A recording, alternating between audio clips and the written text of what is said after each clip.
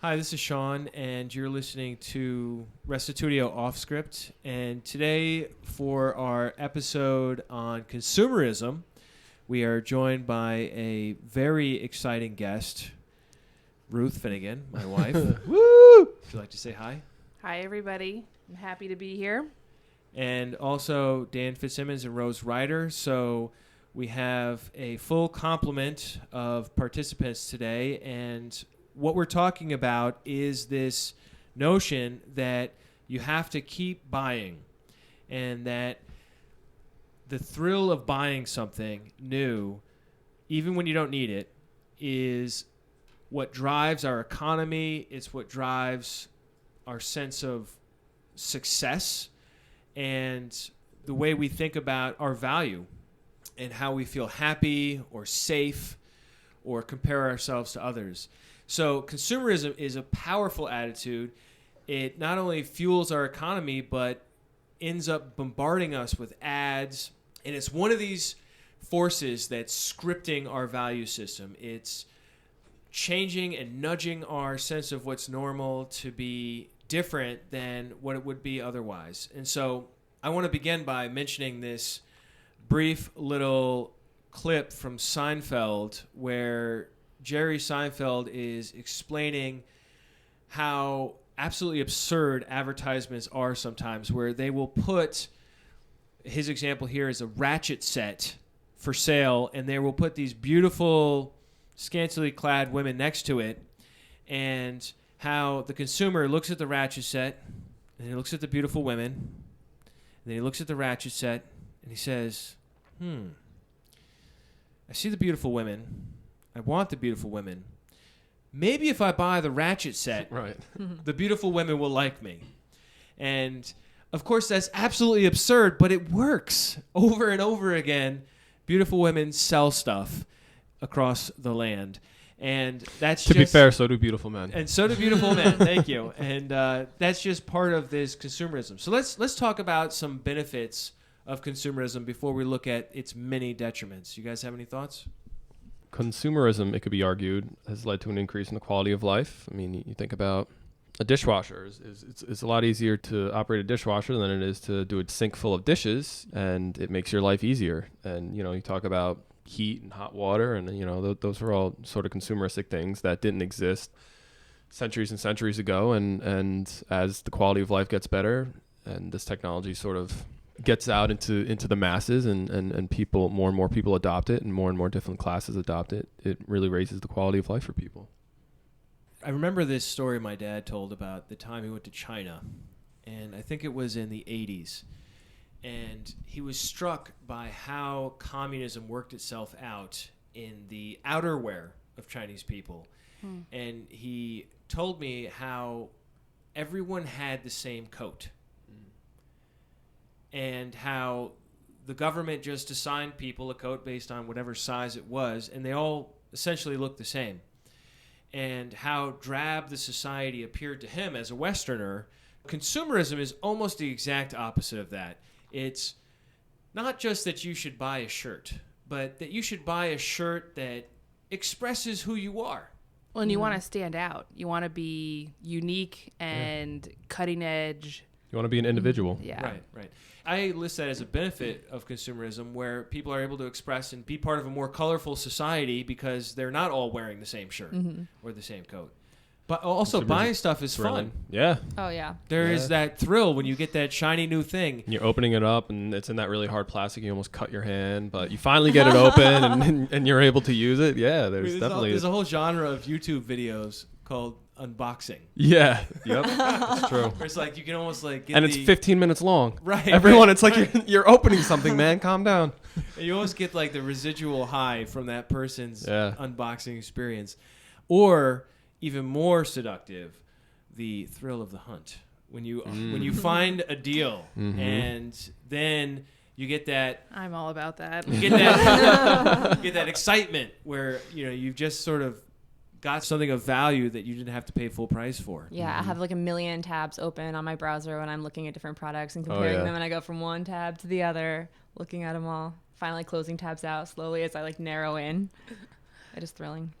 Another benefit is the philanthropic branch of consumerism, things like Tom's Shoes and other organizations that can actually take advantage of everyone's sort of consumer drive and do a lot of good in the world. Also, in developing countries, there can be a lot of abuse feeding the hunger of consumerism, but done right, it can provide developing countries sort of a foot up.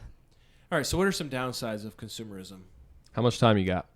I think just the sheer accumulation, that you can have 300 shirts probably or endless pairs of pants, and now your closet is bursting and you still don't have anything to wear. Yeah, that mindset that you don't have anything to wear, whereas somebody in a very poor country would take that idea and scoff at it. What do you mean you don't have anything to wear?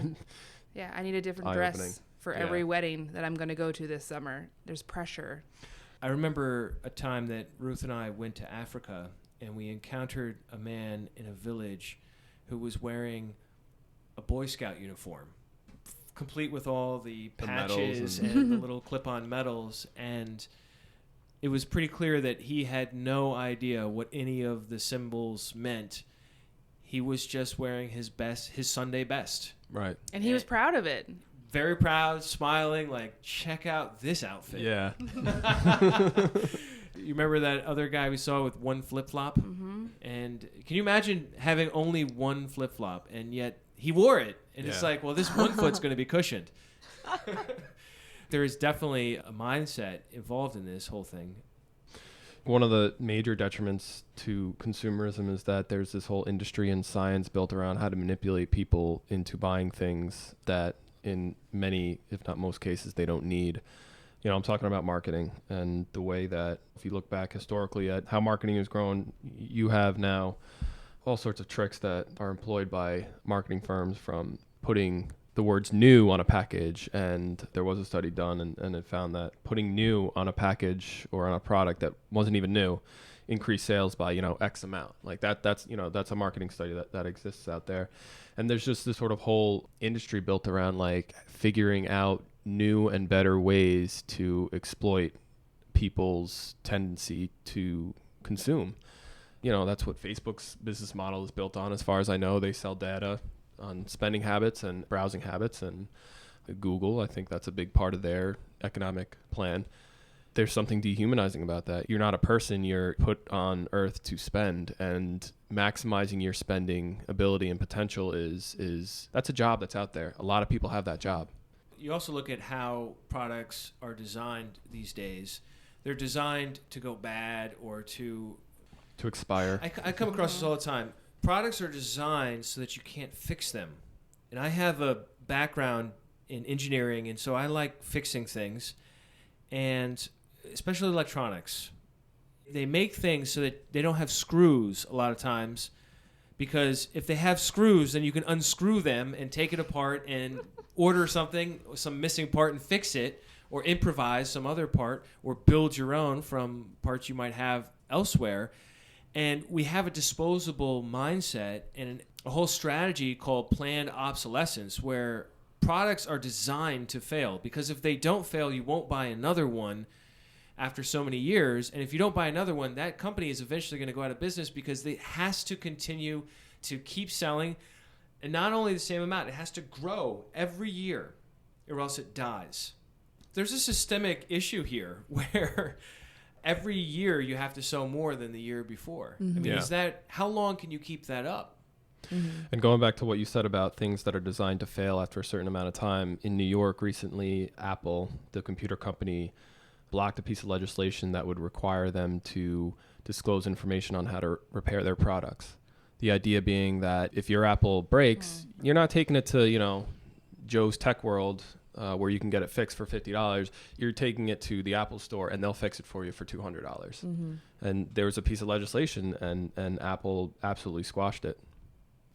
Wow. Speaking of Apple, it reminds me of the mania when a new product is released. Oh, yeah. And people line up, and darn well a bunch of those people don't have the money to buy whatever it is they are going to buy. Yeah. And they're buying it on credit, and they're going to be in debt, and their old product, whether an iPad, iPhone, whatever, it probably works just fine still. And there's that excitement of having the newest phone or the newest whatever, the newest car that people chase after. The problem with it is it does deliver you a sense of excitement, a sense of superiority over others that are not yet with it as much as you are. But in the end, ultimately, that same very thing gets old, ceases to satisfy you, and ends up in the garbage, just like the last one. Right? So I think that's a real downside to consumerism, is it's filling the landfills and it's promising something that it can't actually deliver, which is lasting satisfaction. I'll say you're always searching for that next high, the next product, the newest color, whatever it is, and it fades inevitably. Humans are designed, I believe, to worship things, and when in the absence of God, the things that we worship oftentimes wind up being products to absurd degrees. I mean, America is a joke. Every Black Friday, the world laughs at us at how disgusting we act. At doorbuster, they call them doorbuster sales because there's so many people that the doors bust, and people have been trampled to death. I mean, that is ridiculous. Yeah, it's to get a deal. Before everyone else. Probably a new TV, and they already have 5 of them. It's like, how many do you need? Consumerism functions on the sleight of hand, trading the good life for the goods life. I love how Tim Jackson put it in his TED Talk. He says, the point is to spend money we don't have on things we don't need to create impressions that won't last on people we don't care about. Wow, that's devastating. It is so true. Like the people that you show off your new whatever to, they're people you don't even really have a relationship most of the time. Not only that, oftentimes they're strangers. You buy Beats by Dre headset to to walk around and show off that you have the newest, hottest thing. Have you ever heard of a Birkin bag? No. I've heard of Birkenstocks. Have you ever heard of it? Yeah, I've heard of Birkenstocks too. A Birkin bag, it is the premier handbag for women for 30 years. I've never heard of it. I'm telling you, I heard a whole... Sean knows about these things. I heard a whole Planet Money podcast on it. The cheapest you could get it for is $10,000, and they average more like $60,000. And the crazy thing about this product is you can't buy it. You go into an Hermes store and you ask for a Birkin bag, and they're like, "Oh, I'm sorry, we're all out." And they do that universally because they want people not to be able to have access to the product because they could make more, but they don't because it drives people crazy. That and then mythology. They want it more, and they find ways to get it. And just like the Disney Vault. Yeah. There's a story of this guy. He was in Japan on business, and his wife really wanted a Birkin bag, and he just... And one of the rules is you can't buy it for yourself. But like if you're going to buy it for somebody else, they're more likely to let you have one. And this is... You're paying $60,000 for this thing. Yeah. It's a handbag. It's a purse. To put things in.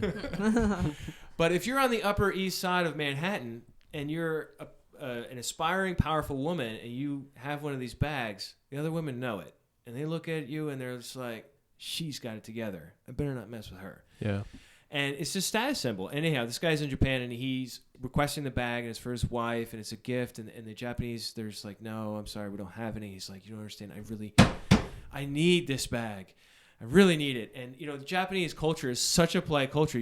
That's already over the line. Mm-hmm. And then like a third time, he says, no, I need this bag. And he's like putting it on there really thick, like a good American consumer. Haggler. And eventually he just wears them down, and they sell him a bag, and he comes home, and she gets her Birkin bag. But I mean, this kind of phenomenon, I mean, what is that?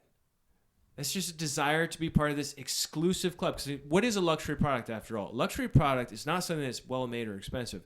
It's something that not everyone can have. Something that's exclusive. Mm-hmm. Yes. Mm-hmm. And there's this whole industry of these sorts of products, and it doesn't make any sense. At least not to me. No, it doesn't draw me in. Another problem with consumerism is that it oftentimes dehumanizes relationships. So take, for example, the telemarketer.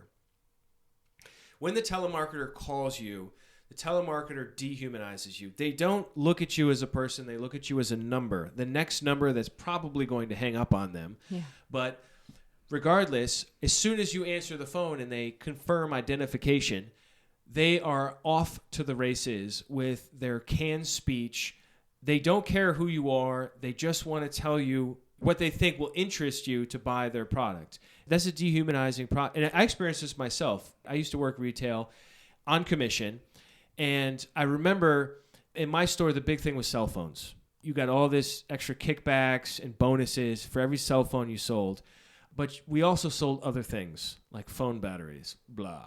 The commission on a phone battery is probably like a nickel, all right? Whereas like on a cell phone, and this is some years ago, so these numbers probably be different today, but a cell phone would give you like $20, whereas a phone battery would give you a nickel. So you see an old lady walking in with a brown paper bag, you go the other way.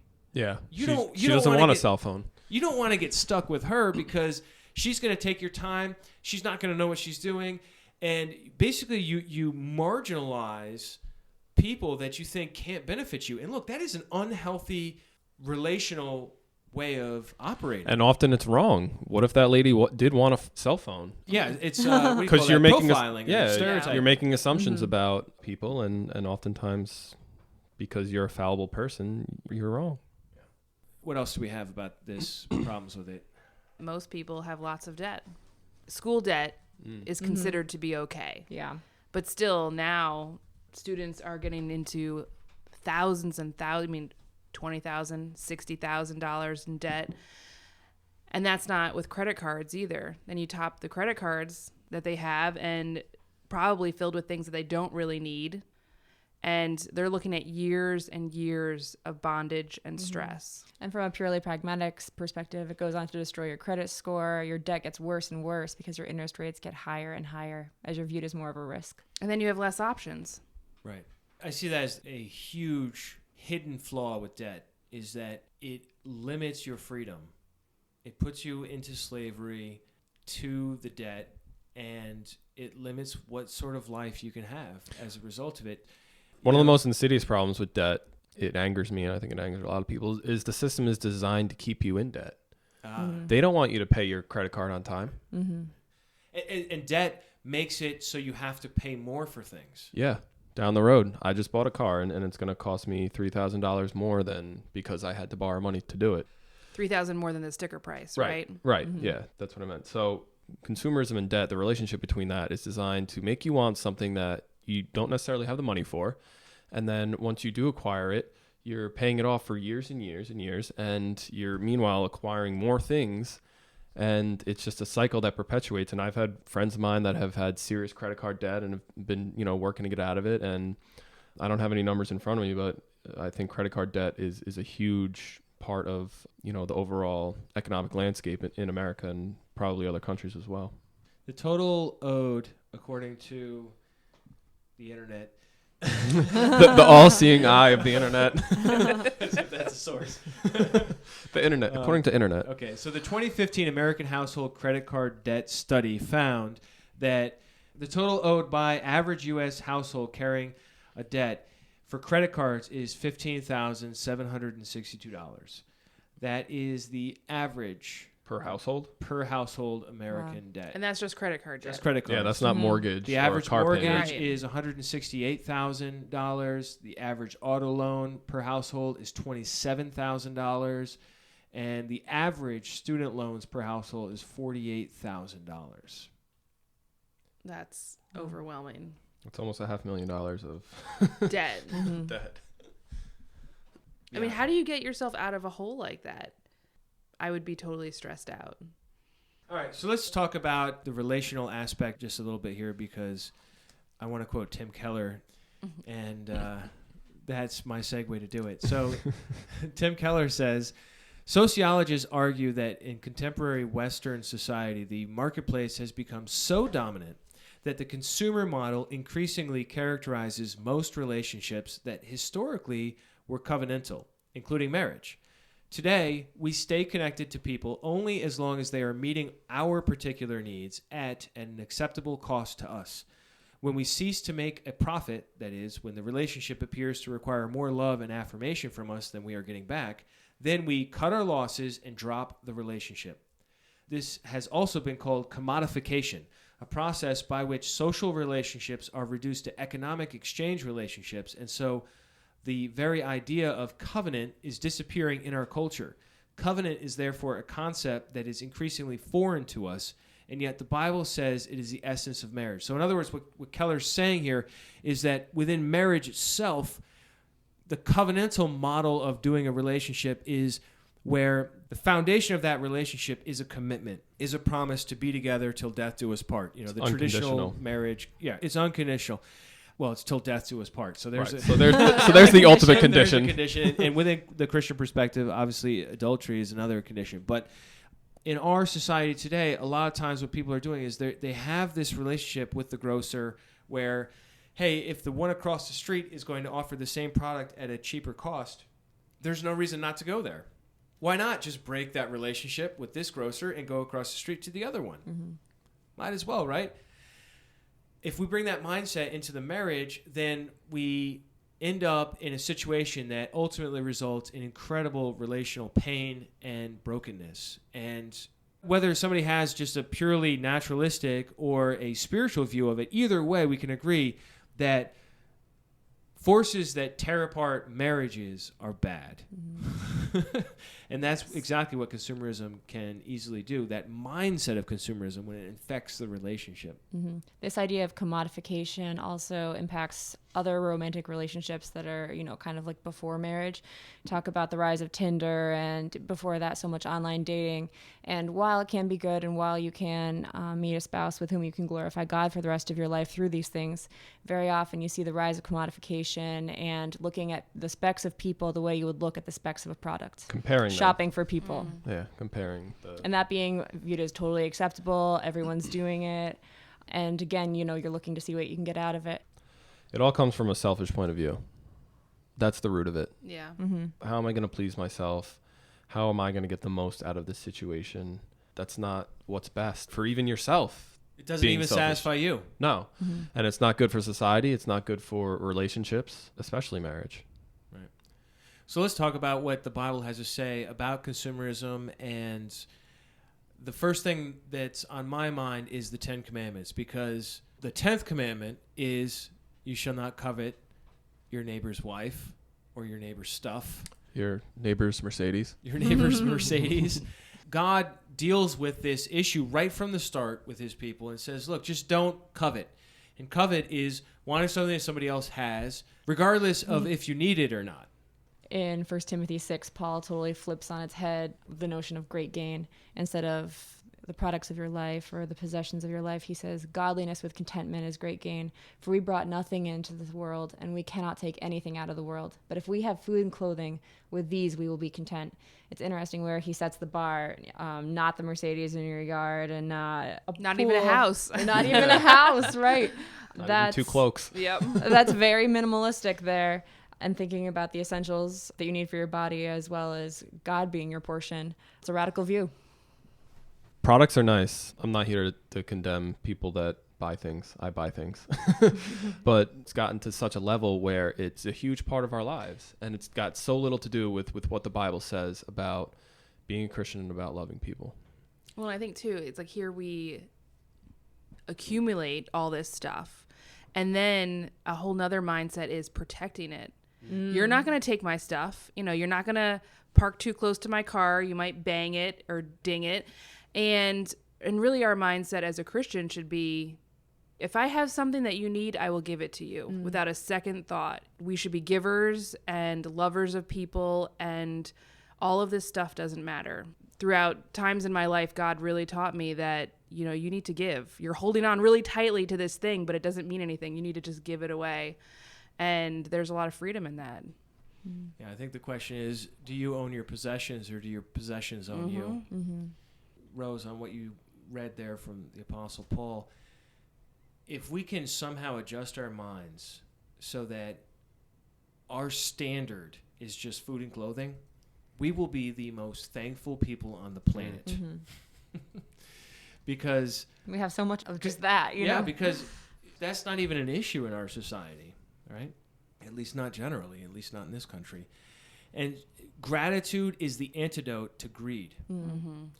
If you are content, if you are thankful, then you're not fussing about what you don't have and what you want to get.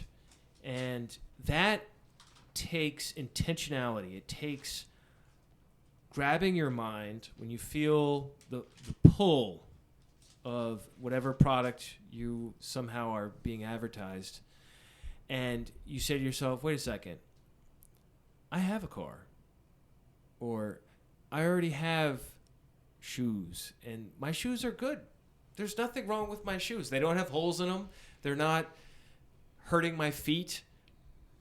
I should be thankful for the shoes I have. And somehow, if we could work our minds around to be gratitude based, I think it would really free. And the other thing you said, Ruth, about generosity, gratitude and generosity, I think those are the two ways to kill inappropriate consumerism. Not that buying is wrong. Obviously, there's nothing wrong with purchasing something that you need or even something that you want. Mm-hmm. The problem is the mindset of consumerism that says, I need that new thing because of my desire for novelty, or because of my desire to find satisfaction in it, or because of my desire to impress my neighbors that I don't even talk to or invite over for dinner, but I want them to see my new ride-on lawnmower because that will really show them what kind of status their neighbor is. Mm-hmm. And all that nonsense. This whole mindset of conspicuous consumption as a way of establishing status, I mean, that is absolutely anti-gospel, anti-God. And like Rose said before, God is our portion. Ultimately, in the end, everything else is not going to last except for our relationship with God. That is the only thing that will last forever. And when you adopt this hyper-consumeristic mindset, one of the things you're doing, in addition to damaging yourself, is saying to God, you're not enough. That you're not my portion and I need more. Mm-hmm. I think there can be a really cool integrated mindset as a Christian when you get something new. I feel this way about the shower. I don't know how you guys feel about the shower. Can't wait to hear this. I want to hear this, right? Like, what are you talking about? I recognize that for most of history, most people have not had the shower option. And so when I stand in the shower in the morning with that incredibly soothing hot water on my skin, I think to myself, thank God for showers, right? And I realize this is, in a sense, a consumer product, right? I'm paying for the water.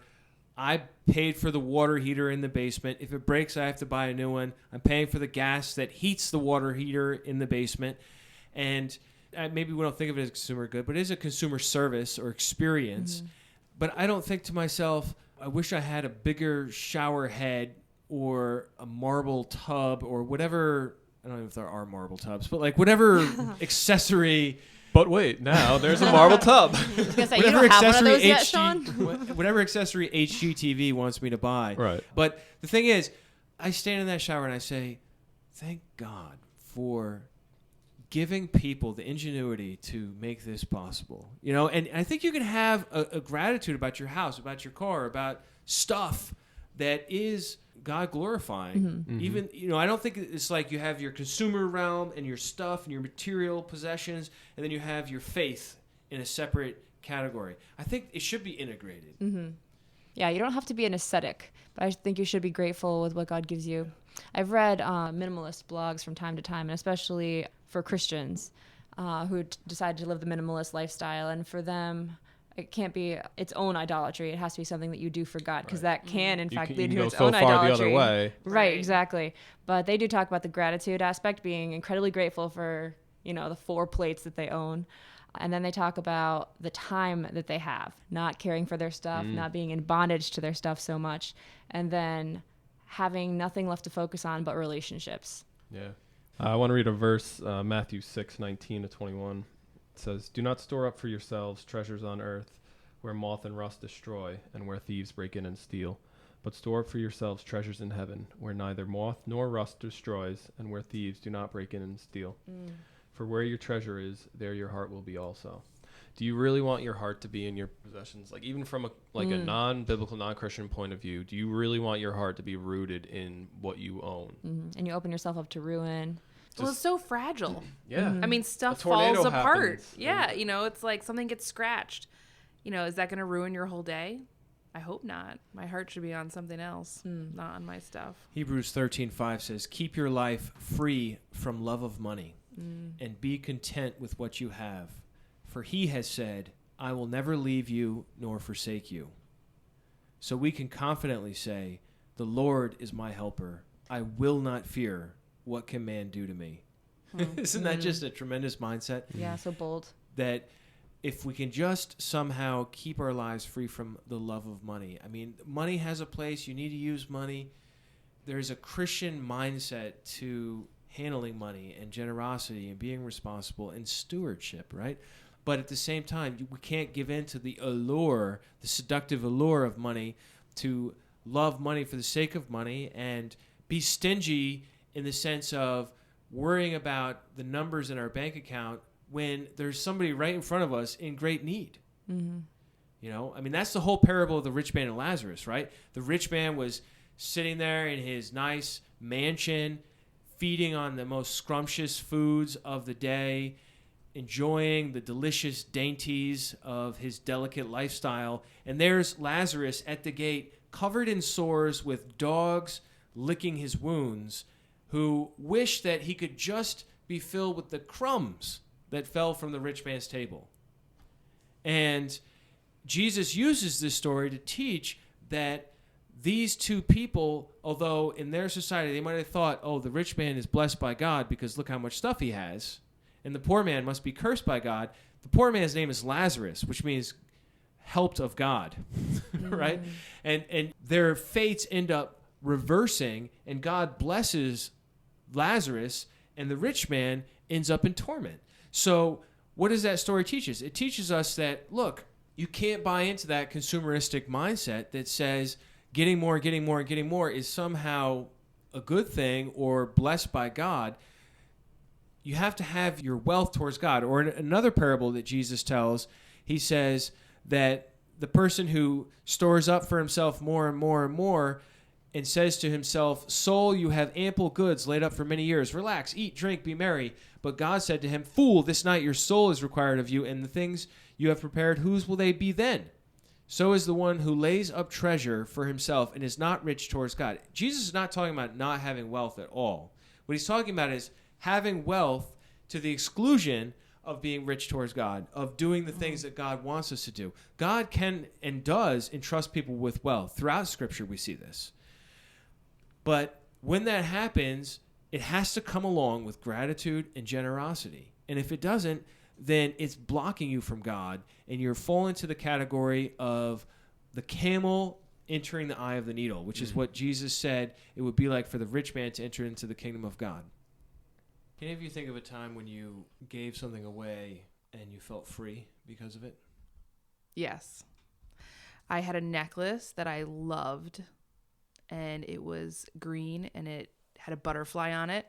And my friend Rita loved this necklace, and I didn't want to give it to her.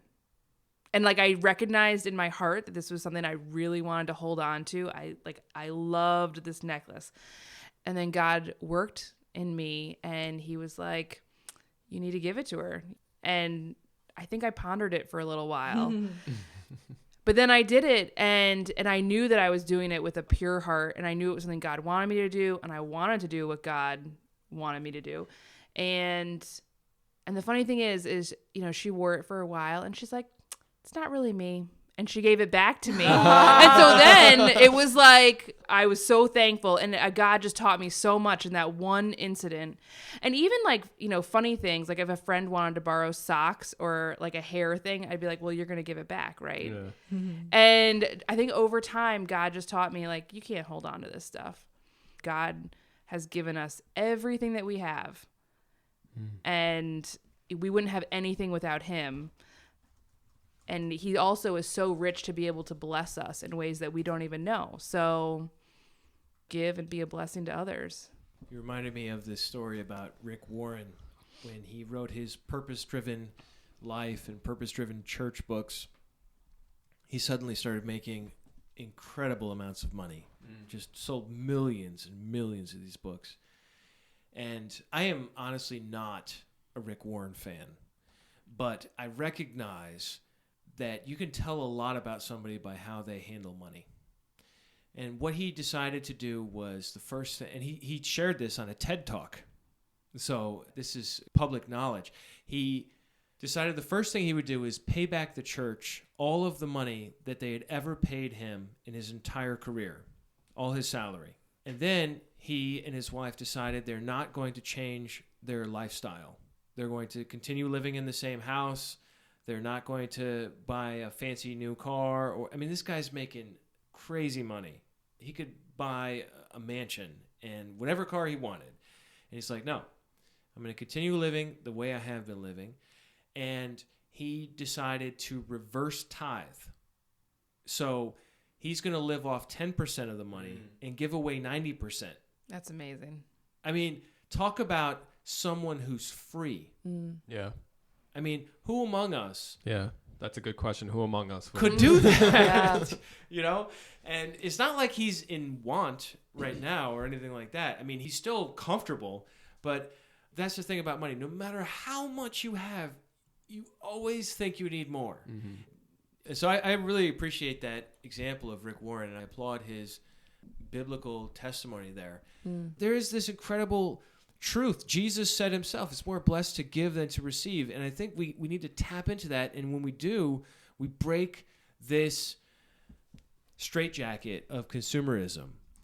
And that idea of more blessed to give to receive, that they've done studies about how true that is, like where, they give somebody $5 and you'd have to go buy, something for yourself. And then the other side of the experiment was you have to buy something for somebody else. And the people that crossed the board that gave and bought something for somebody else reported higher levels of happiness. And it's not an idea that's strictly found in the Bible and like you have to be a Christian to believe it. It's born out in how the human mind and soul works.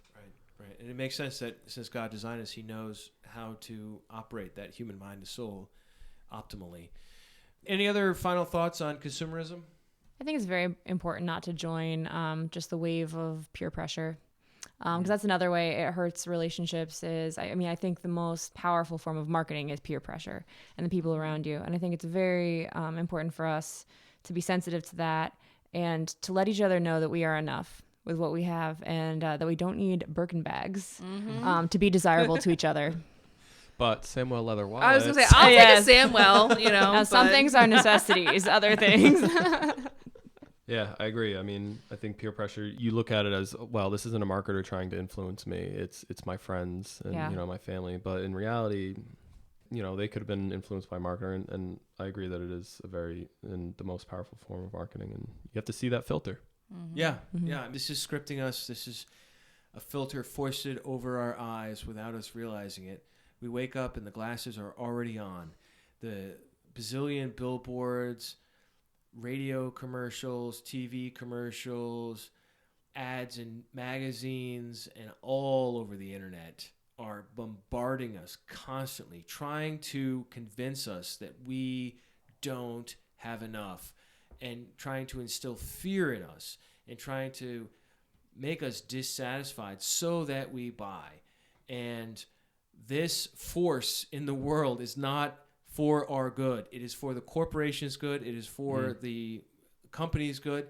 And we need to be, what Jesus says, is harmless as doves, but wise as serpents. And in this area, it's easy to fall into this because even if you know it, you can fall into it because you just let your vigilance down a little bit. And before you know it, you're buying the extra fancy whatever so that so-and-so will see it, even though the other one is perfectly good or what you already have meets your needs. So we want to definitely honor God with how we buy things and see through the fear-based thinking of not having enough, the absurd pressure to keep up with the Joneses or the Kardashians, and prioritize what's really important, which is loving God and people, not stuff.